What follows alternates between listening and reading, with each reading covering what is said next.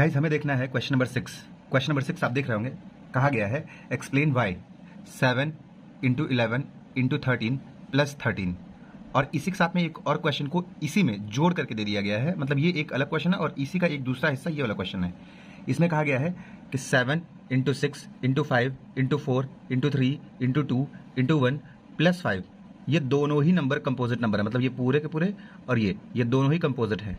ठीक है, ये कहा गया है। अब देखिए, इसको सॉल्व करने से पहले ये जानिए ना कि अगर हमें कोई भी नंबर दिया जाए तो उसमें मल्टीप्लाई कभी भी टर्म में नहीं बांटता है। ठीक है, हमेशा प्लस या माइनस टर्म्स में बांटते हैं। ठीक, कहने का मतलब क्या है कि देखिए, अगर आप इस क्वेश्चन को देख रहे हैं तो यहाँ से और जहाँ तक मल्टीप्लाई है, ये मल्टीप्लाई जहाँ तक यानी 7 इंटू 11 इंटू 13 तक, ये एक टर्म हो गया। फिर ये बीच में प्लस आ गया, यानी ये यहाँ से टर्म को सेपरेट कर दिया और यहाँ से दूसरा टर्म आ गया। तो इस पूरे इक्वेशन में कितने टर्म? दो टर्म, यहाँ से यहाँ तक एक टर्म, यहाँ से यहाँ तक एक टर्म। ऐसे इसमें आ जाएंगे तो 7 से लेकर के और 1 तक एक टर्म और प्लस यानी सेपरेट कर दिया। ठीक है, और 5 दूसरा टर्म। अब इन दोनों को प्रूव करना है कि ये कंपोजिट नंबर हैं।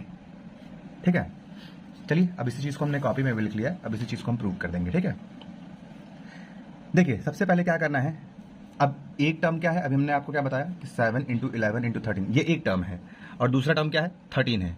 तो यहां से दोनों में से कॉमन क्या लिया जा सकता है? पहले टर्म में भी 13 है और दूसरे टर्म में भी 13 है, तो कॉमन क्या ले लेंगे? 13 ले लेंगे।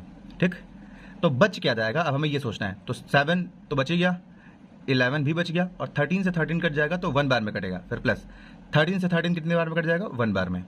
अब देखिए, ये हो गया 13, ये 7 इंटू 11 77 इंटू 1 77 हो गया और फिर प्लस 1, ये हो जाएगा 13 इंटू 77 प्लस 1 78। ठीक, अब सोचिए कि ये जो ओवरऑल नंबर है इसके कितने फैक्टर्स होंगे? कंपोजिट नंबर अगर आप नहीं जानते हैं तो आप याद रखिएगा कि कंपोजिट नंबर वो नंबर होते हैं जिनके कंपोजिट नंबर, यहां लिख के भी आपको बता देते हैं कि कंपोजिट नंबर जो होते हैं उनके फैक्टर्स जो होंगे, ठीक है, वो 1 से वो नंबर कट जाएगा और खुद से वो नंबर कट जाएगा। ये भी याद रखिएगा, 1 से और खुद से तो कोई भी नंबर कट जाता है, लेकिन इसके अलावा अगर एक भी फैक्टर आ गया ना तो वो कंपोजिट नंबर है। कोई भी नंबर जो 1 से कटे, खुद से कटे, ये तो सारे नंबर कट जाते हैं, लेकिन इसके अलावा अगर कोई नंबर आ जाए जो उस नंबर को काट दे, तो अगर वो नंबर कट जा रहा है ना किसी बाहरी नंबर से भी, तो वो नंबर कंपोजिट नंबर कहलाएगा। अब इस पूरे नंबर को देखिए, अभी हमको पता चल गया कि ये पूरा नंबर 1 से भी कट रहा होगा, ये पूरा नंबर खुद से तो कट ही रहा होगा क्योंकि ये तो कॉमन है सभी नंबर के लिए कि 1 से और खुद से सारे नंबर कटते हैं। इसके अलावा ये नंबर 13 से भी कट रहा है और 78 से भी कट रहा है। अब देखो 78 के भी अगर तुम फैक्टर करोगे ना तो 78 2 से भी कटता है, ठीक, 3 से भी कटता है, उसके बाद से 6 से भी कटता है। ठीक, 6 के बाद से आप देखिए तो 13 से कटता है। ठीक, फिर उसके बाद से 39 से कटता है और खुद 78 से कटता है। तो इस नंबर के देखिए कितने सारे फैक्टर हैं, 2 3 6 13 39 78, वो नंबर 1 और खुद से, यानी ये नंबर कंपोजिट नंबर हो गया। अब स्टेटमेंट क्या लिखेंगे? लिखेंगे the given number is divisible by 1 and itself. जो दिया गया नंबर है वो 1 से तो कटेगा ही और खुद से कटेगा। ऑल्सो, इसके अलावा भी, it is divisible by 2 3 6 13 39 and 78. Hence, the given number is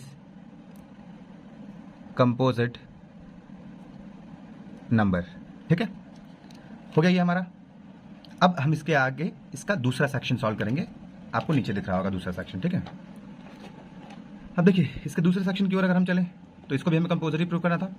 अब इसमें भी टर्म देखिए, मैंने आपको समझाया अभी, यहाँ से यहाँ तक एक टर्म होगा, जहाँ तक मल्टीप्लाई है या डिवाइड है वहाँ तक एक टर्म होगा, और फिर जहाँ पे प्लस या माइनस है वहाँ से टर्म सेपरेट हो जाएंगे यानी अलग हो जाएगा, और ये एक टर्म हो गया। पहले टर्म में भी 5 है और दूसरे टर्म में भी 5 है, तो हम क्या कॉमन ले लेंगे? 5 कॉमन ले लेंगे। 5 कॉमन ले लिए तो अभी भी क्या बच गया? 7 तो बच गया, 6 बच गया, 5 से 5 कट जाएगा तो क्या हो जाएगा? 1, फिर 4 रह गया, 3 रह गया, 2 रह गया और 1 तो रह गया। ठीक, फिर प्लस 5 से 5 अगेन कट गया, आंसर क्या आ गया? 1।